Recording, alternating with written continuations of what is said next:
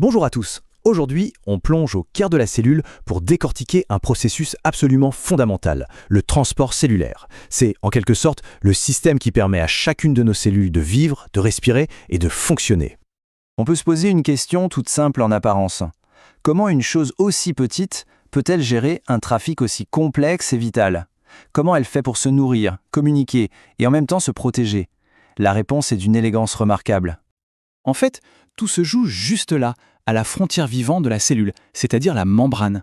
Et attention, il ne faut surtout pas voir ça comme un simple mur. Pensez plutôt à un poste de contrôle frontalier, ultra sophistiqué, intelligent et incroyablement dynamique. C'est cette frontière qui va être notre guide. Alors justement, cette barrière vivante, de quoi est-elle faite? Pour comprendre comment elle fonctionne, il faut d'abord jeter un œil à sa structure. L'architecture de base, c'est une double couche de ce qu'on appelle des phospholipides. Et la conception est juste géniale. Vous avez des têtes qui, elles, adorent l'eau, elles sont donc tournées vers le lipide, que ce soit à l'intérieur ou à l'extérieur de la cellule, mais les queues, au contraire, détestent l'eau. Du coup, qu'est-ce qu'elles font? Eh bien, elles se cachent au milieu, bien à l'abri, ça crée un cœur un peu huileux qui repousse naturellement tout ce qui se dissout dans l'eau. Bon, une frontière c'est bien, mais il faut des portes et des gardes, non? Eh bien, ce rôle, il est joué par les protéines. Il y a les protéines intégrales, qui traversent de part en part, un peu comme des tunnels ou des points de contrôle. Et puis il y a les protéines périphériques, qui sont juste attachées d'un côté, comme des agents locaux prêts à intervenir. Ce sont eux, nos gardiens de la frontière. Maintenant qu'on a le décor, voyons comment les choses passent cette frontière. La façon la plus simple, c'est de se laisser porter par le courant, sans faire d'efforts, sans dépenser d'énergie. C'est ce qu'on appelle le transport passif. Le cas le plus basique, c'est la diffusion simple. Ça arrive quand il y a une différence de concentration, ce qu'on appelle un gradient. Imaginez qu'il y ait beaucoup plus d'une substance à l'extérieur qu'à l'intérieur. Si elle est petite et qu'elle est liposoluble, c'est-à-dire qu'elle aime le gras, elle va tout simplement traverser la membrane sans aucune aide. C'est direct, ça suit le mouvement naturel pour équilibrer les choses. Ok, mais pour les molécules un peu plus grosses, ou qui n'aiment pas le gras, comme le glucose par exemple, là, il faut une porte d'entrée spéciale. C'est la diffusion facilitée. Le principe reste le même, on va toujours du plus concentré vers le moins concentré, donc ça ne coûte toujours pas d'énergie, mais il faut qu'une protéine de transport, un gardien, lui ouvre le passage. L'exemple parfait, c'est l'insuline, qui doit en quelque sorte dire au transporteur « ouvre la porte pour le glucose ». Donc retenons bien cette image. Le transport passif, c'est comme une balle qui dévale une colline. Ça se fait tout seul, sans effort. Mais que se passe-t-il si la cellule a besoin de faire remonter cette balle, de la pousser contre la pente? Eh bien, c'est là qu'on entre dans le monde du transport actif. Et comme son nom l'indique, ça va demander de l'énergie. Et attention, dès qu'un gardien, c'est-à-dire une protéine de transport, entre en jeu, que ce soit pour un transport passif ou actif, le passage n'est plus anarchique. Il y a des règles et elles sont très très strictes. Ces transporteurs sont hyper sélectifs et suivent 3 règles d'or. La première, la stéréospécificité. C'est comme une serrure avec une clé unique. Le transporteur ne reconnaît qu'une seule forme de molécule. Le D-glucose peut passer, mais son jumeau miroir, le L-glucose, est refusé.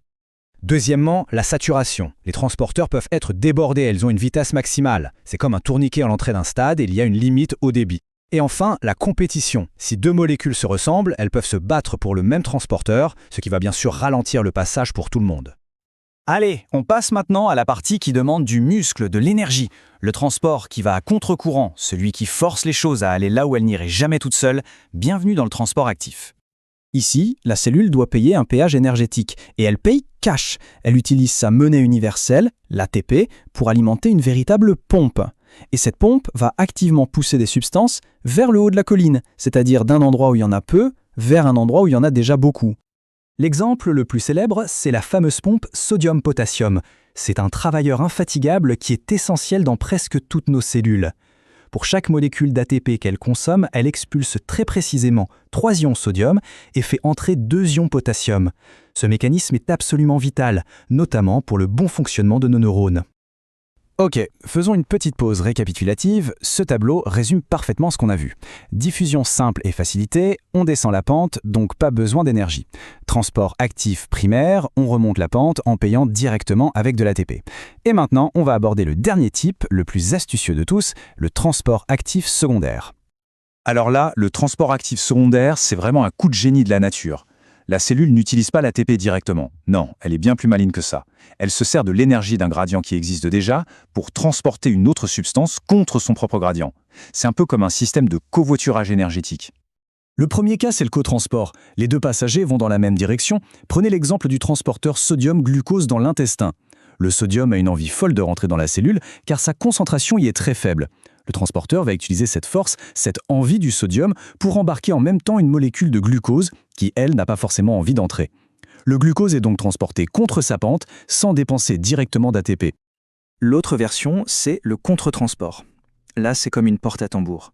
Le sodium entre toujours dans la cellule en suivant sa pente, mais cette fois, l'énergie de son mouvement est utilisée pour expulser une autre substance, comme le calcium, dans la direction opposée.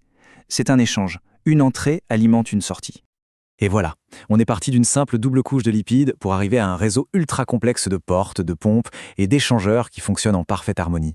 Cette frontière n'est pas passive du tout, elle est vivante, intelligente, et elle est la clé de tout ce qui se passe à l'intérieur de nos cellules. Cela nous laisse avec une dernière réflexion. Ce contrôle frontalier, d'une complexité incroyable, n'est-il pas, au fond, ce qui définit une cellule, et donc la vie elle-même ?